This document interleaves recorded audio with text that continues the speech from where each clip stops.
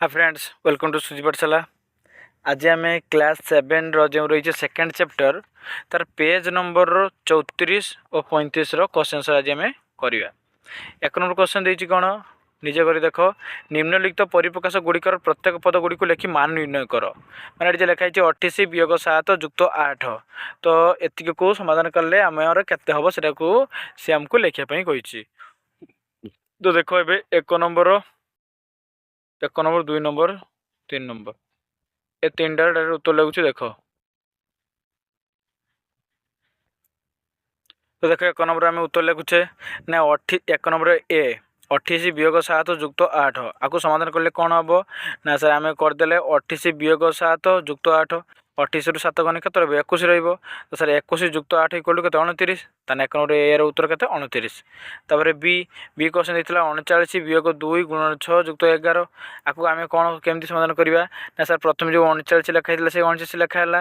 तापर आम कौन कलु ना सर 6 को 2 सहित गुणलु कहीं बर गुंपे सूत्र अनुसार आगे गुणन आसो। तो 6 दूने 12 सर होगा -12 -12 युक्त के 11 हाँ सर होगा।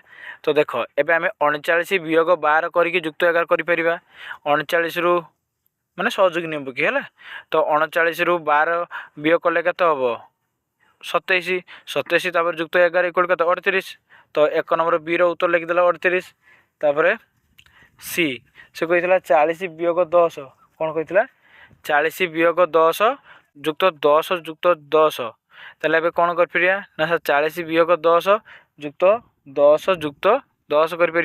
तो 40 और 10 के 30 आ ये 10 10 के 20 तो 30 20 के 50। तो ये के लिखिदेवा 50 लिखिदेवा। तापर डी से कही 48 वियोग 10 गुणन 2 युक्त 16 हरण 2 इक्वल टू केते। तो सर आम प्रथम के लिखा आगे 48 लिखिदेवा तार वियोग चिन्ह दबा। देखो सर गुणन हम कि सर गोटे गुणन गोटे हरण अच्छी। तो 10 गुणन 2 रखिलु युक्त 16 हरण 2 रखिलु। तो ये 48 10 को 2 सहित गुणले के 20 आउ 16 को 2 सहित हरण कले के 8 ताने के कह 48 वियोग 20 48 20 गले के 28 युक्त 8 28 8 के 36 देख लिखाई 36। तापर ई कौन हम ना सर ई दी 6 इंटू 3 माइनस 4 इंटू 8 प्लस 5। तो बरगम सूत्र अनुसार आगे सजा लिखिदेवा 6 इंटू 3 माइनस 4 इंटू 8 प्लस 5 ताने 6 3 सहित गुणव। तापर वियोग 4 8 सहित गुणव। तापर खाली 5 रही माने इंटू 5 रही। तो के ना 6 3 18 वियोग यहाँ के वियोग 8 चौ 32 8 चौ 32 तापर गुणन 5 तो 32 पंचा के 160 ताने सार के 160 18 वियोग 160 इक्वल टू के 142 बुझल। अच्छा तापर क्वेश्चन कौन अच्छी ई ना ई तो हाँ ई अच्छी। तो 142 तो है सरला। तो एक नंबर क्वेश्चन सरला। एबे 2 नंबर क्वेश्चन से करिया। देख 2 नंबर क्वेश्चन से करिया। 2 नंबर क्वेश्चन कौन कही निम्नलिखित प्रत्येक परिप्रकाश एक कहानी परिस्थिति वर्णना कर एवं मान निरूपण कर कही। तो देख 2 नंबर ए क्वेश्चन देती 8 9 + 21 - 10। तो आम 2 नंबर ए उत्तर लिखिपर जे गोटे जार रे 89 बिस्कुट थिला से आउ 21 बिस्कुट रखागला।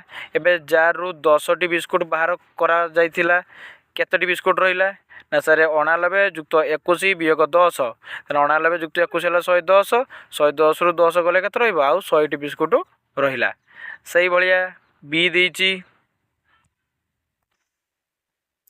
एबे 2 नंबर बी गोटे स्कूल रे 5टी धाड़ी रे 12 जन लेखाएं छात्र ठिया होइतिले सेतिरु 6 जन छात्र खेलकूद पई चली गले आउ केते जन छात्र धाड़ी रे ठिया होइतिले।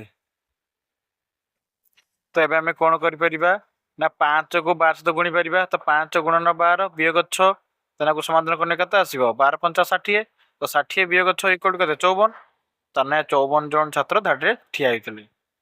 एबे सी सी कौन कही 4 गुणन 9 युक्त 2 गुणन 6 यहाँ कही। तो आम कौन कर ना 4टी बास्केट रे 9टी लेखाएं सेव और 2टी बास्केट रे 6टी लेखाएं सेव थिले। समुदाय बास्केट रे केतोटी सेव अच्छी ना 4 गुणन 9 युक्त 2 गुणन 6 ताहले 9 को 4 सहित गुणले 36 हम और 6 को 2 सहित गुणले 12 हम। तो 36 युक्त 12 इक्वल टू 48 ताने 48 सेव बास्केट रे रही।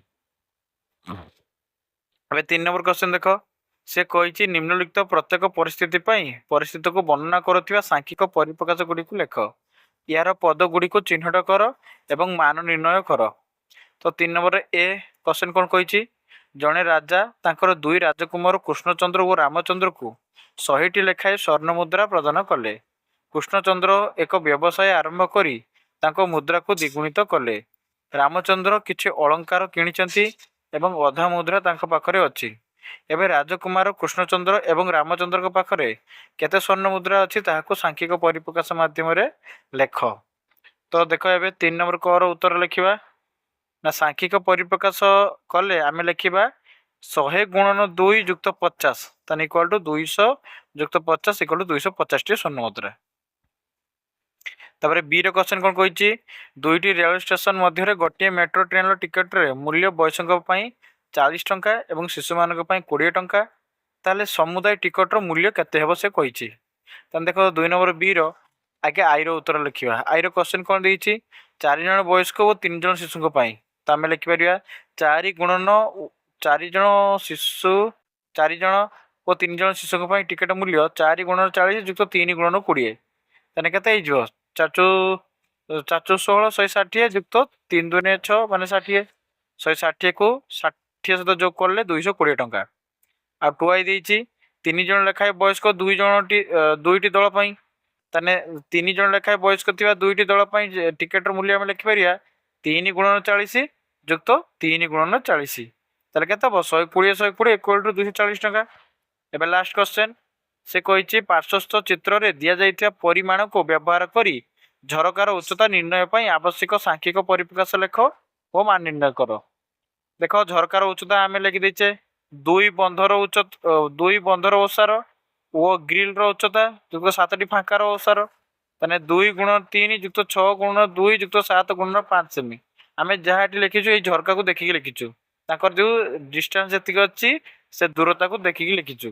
ताने 2 3 6 युक्त 6 दुने 12 युक्त 35, ताने 6 युक्त 12 युक्त 35 मिसने केता 53 सेंटीमीटर हला। बुझि पारलो? जदि किछि डाउट रहिथिबो ताने कमेंट रे लिखिबो। Thank you.